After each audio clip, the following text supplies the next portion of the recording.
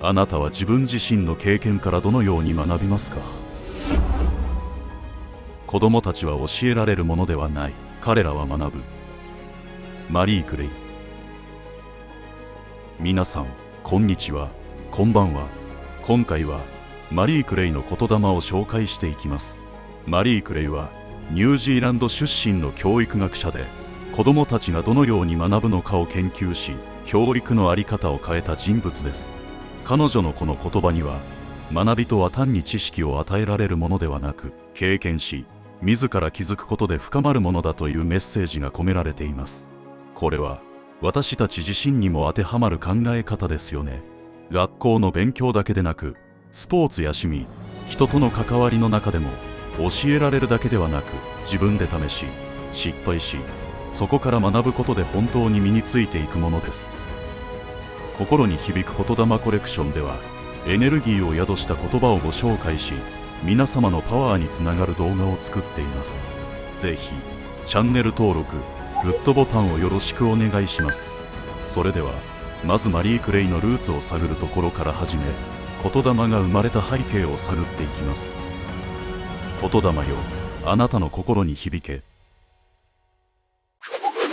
こんにちは、ハミルです。マリー・クレイさんについて学べることを楽しみにしてきました。まずは育ちやルーツについて教えてください。それでは早速紹介していくね。マリー・クレイは1926年ニュージーランドで生まれたよ。幼い頃から本が好きで、特に物語を読むのが大好きだったんだ。お母さんがよく読み聞かせをしてくれて、その影響でマリーは本の世界に夢中になったんだよ。小さい頃から勉強が好きだったんですね。どんな家庭で育ったんですか？彼女の家は教育をとても大切にする家庭だったんだ。お母さんもお父さんも読書を勧めて、学ぶことの楽しさを教えてくれたんだよ。特にお母さんはマリーが新しいことを知る喜びを感じられるよう、よく一緒に本を読んでくれたそうだよ。子供の頃にそういう環境があると、学びに対する意識も自然と高くなりますよね。でもそれがどうして教育学への道につながったんでしょう？マリー・クレイはただ学ぶことが好きだっただけじゃなく、どうすれば人はうまく学べるのかに興味を持ったんだ。そして大学で教育学を学びながら、特になぜ一部の子供は読み書きが苦手になるのかという問題に注目したんだよ。なぜ読み書きが苦手な子供がいるのかって今でも教育の大きな課題ですよね。マリー・クレイはどうやってその研究を進めたんですか？彼女は大学卒業後、小学校の教師として働きながら子どもたちの学び方を観察し続けたんだ。そして教育現場での経験を生かして大学院でさらに研究を進めたよ。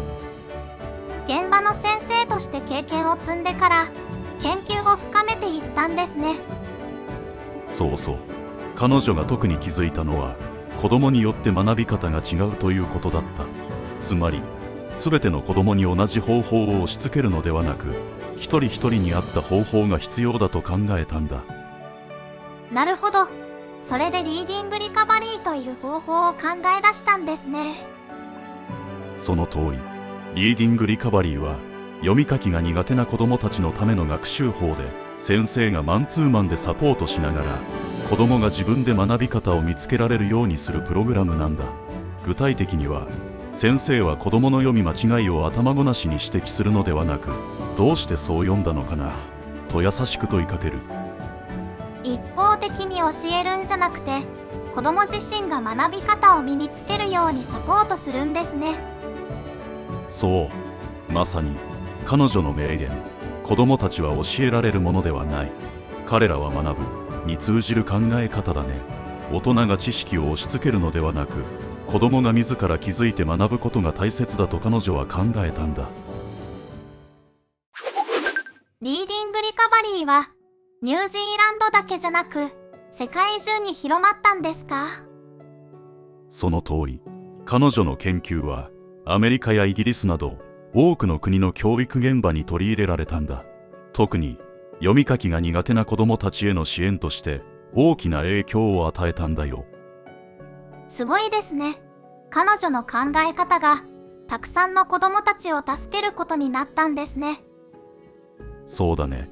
マリー・クレイの研究によって学びは個人のペースで進めることができるという考え方が広まったんだ。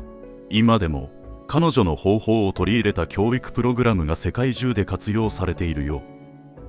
じゃあ、彼女の言葉は今の私たちにも通じるメッセージがあるってことですね。その通り。それじゃあ次は彼女の言霊が生まれた背景についてもう少し深掘りしてみようか。マリー・クレイがこの言葉を残した背景には当時の教育の問題があったんだ。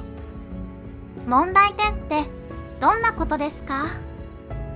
彼女が研究を始めた頃、教育の現場では知識を教え込むことが重視されていたんだ。つまり先生が話し、生徒はそれを覚えるだけ。特に読み書きが苦手な子どもたちに対しては一律の指導が行われていて、個々の違いがあまり考慮されていなかったんだよ。確かにみんなが同じペースで学べるわけじゃないですもんね。でもどうしてそんな教育が主流だったんでしょう？当時は学習は先生が教えるものという考え方が強かったからだね。でもマリー・クレイは子供たちを観察しているうちに、子供は自分の経験から学ぶ力を持っていると気づいたんだ。つまり知識を与えるんじゃなくて学び方をサポートするのが大事ってことですね。その通り。それが彼女の名言、子供たちは教えられるものではない、彼らは学ぶにつながるんだ。マリー・クレイはその考えをどうやって実践したんですか？彼女が開発したのがリーディングリカバリーだね。これは読み書きが苦手な子供に対してマンツーマンで学習をサポートする方法なんだ。マンツーマン指導って普通の授業とは全然違いますよね。どんな風に進めるんですか？まず子供がどこでつまずいているのかをじっくり観察する。それから一人一人に合ったアプローチを考えながら無理なく学べるように調整するんだ。例えば読み間違いを指摘するのではなく、自分で気づくことを促すんだよ。なるほど。間違いを指摘されるより自分で気づく方が覚えやすいですもんね。そうそう。この方法を取り入れたことで読み書きが苦手だった子どもたちが次第に自信をつけて学ぶようになったんだ。例えばある男の子は最初は簡単な単語を読むのも苦労していた。でもリーディングリカバリーを通して先生と一緒に絵本を読んだりゲームをしながら文字を覚えたりするうちに徐々に読める単語が増えていった。そして数ヶ月後には簡単な本を一人で読めるようになったんだ。教え込むんじゃなくて気づかせる。まさにマリー・クレイの言葉が形になってるんですね。彼女の研究を通して分かったのは、学びの本質は教えられることじゃなくて自分で経験することってことなんだ。確かに学校の勉強でもただ暗記するより自分で考えて答えを見つけた方が身につきますよね。その通り。例えば新しい言葉を覚えるときもただリストを丸暗記するより実際に会話の中で使ってみた方が覚えやすいよね。そうそう。テストのために暗記したものってすぐ忘れちゃうんですけど、実際に経験したことってずっと覚えてます。まさにそれがマリー・クレイの伝えたかったことなんだ。学びは体験から生まれる。だから先生は知識を押し付けるのではなく、子どもたちが自分で学びを見つけられる環境を作ることが大切なんだよ。それって勉強だけじゃなくて人生全体にも言えることですね。何かを学びたいなら受け身じゃなくて自分から動くことが大事なんだなって思いました。私もこれからの生活に活かせる気がしてきました。ここからは具体的で身近なテーマでもっとお話ししていきたいです。いいね。じゃあ次はこの言葉を私たちにどう活かせるかを考えていこうか。マリー・クレイの言霊、子供たちは教えられるものではない、彼らは学ぶを未来に生かすためにいくつかのテーマを考えたよ。どれについて話したいか選んでね。自分の学び方を見つけるには、勉強や仕事で受け身にならないためには、失敗から学ぶ力を身につけるには、子供だけじゃなく大人も学び続けるには、テクノロジーと学びの未来。勉強や仕事で受け身にならないためにはにします。実はちょっと悩んでることがあるんです。どうしたの？私は言われたことをやるのは得意なんです。学校の課題とか先生に指示されたことはちゃんとやりきれるし、周りの友達も同じような感じです。でも自分の意思で何かを学ぶってなると、何をすればいいのかわからなくて。なるほど。確かに指示されたことをこなすのと自分から学びを見つけるのは違うよね。そうなんです。なんとなく受け身の世代って言われることもあるじゃないですか。自分ではそんなつもりはないけど、言われたことをやるだけになってるのはちょっと心配なんです。どうしたらいいんでしょう？その悩み、すごく大切なことだね。実はマリー・クレイの言葉、子供たちは教えられるものではない、彼らは学ぶは、まさにその問題と関係しているんだ。この言葉って先生が教えるんじゃなくて子供が学ぶって意味ですよね。そう。でももっと広い意味もあるんだよ。それは学びは受け取るものではなく、自分で掴み取るものだってこと。なるほど。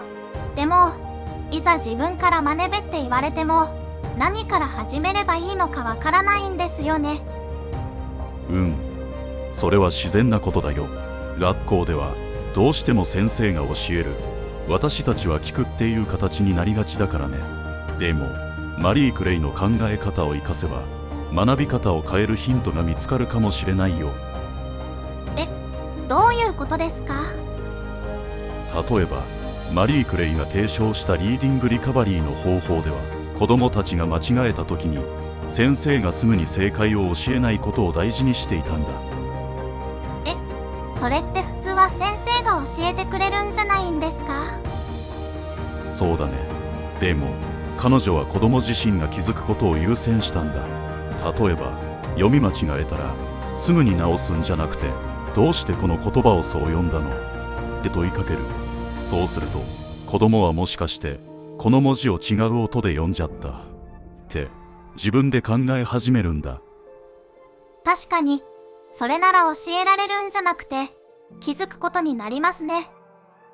そうそう。これを日常の勉強にも応用できるよ。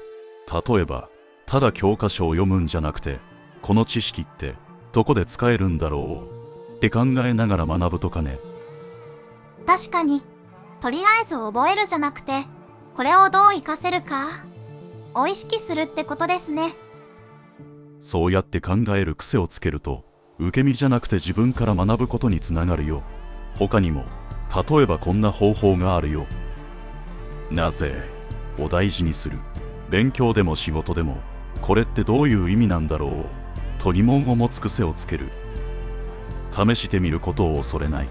学びは経験から生まれるもの。興味があることはとりあえずやってみる。教科書の外に目を向ける。学校で歴史の授業で習った出来事についてニュース記事を読んで、今の社会とどうつながっているかを考えてみる。自分で問いを作る。歴史の授業で習ったこの出来事、今の社会だったらどうなるみたいに自分なりの疑問を考える。なるほど。ちょっとした意識の違いで受け身から自分の意思を持った学びに変えられそうですね。そうだね。マリー・クレイが言ったように、子供たちは教えられるものではない、彼らは学ぶ。これは勉強だけじゃなくて人生全体にも言えることなんだ。確かに、私もこれからは自分で学びを見つけるっていう意識を持ってみようと思います。皆さんは勉強や仕事で受け身になっているなって感じることはありますか？また自分で学びを見つけるためにどんなことを意識していますか？ぜひコメント欄で意見を聞かせてください。今日はありがとうございました。皆さん、ここまでご視聴いただき本当にありがとうございました。ここでもう一度あなたに問いかけます。あなたは自分自身の経験からどのように学びますか？今回の動画ではマリー・クレイの言霊、子供たちは教えられるものではない、彼らは学ぶをもとに学びの本質について考えました。ただ教えられるのではなく、自分の意思で学ぶことの大切さ、それは日常のなぜを大事にし、経験を通じて学びを深めていくことでしたね。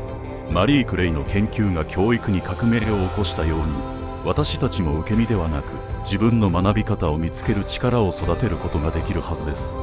それは勉強だけでなく、これからの人生すべてに活かせる大切な考え方です。心に響く言霊コレクションでは、エネルギーを宿した言葉をご紹介し、皆様のパワーにつながる動画を作っています。あなたの心に少しでも響いていたら、ぜひチャンネル登録、グッドボタンをよろしくお願いします。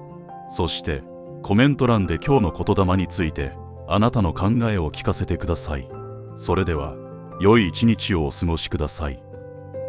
次回の動画の言霊もあなたの心に響け。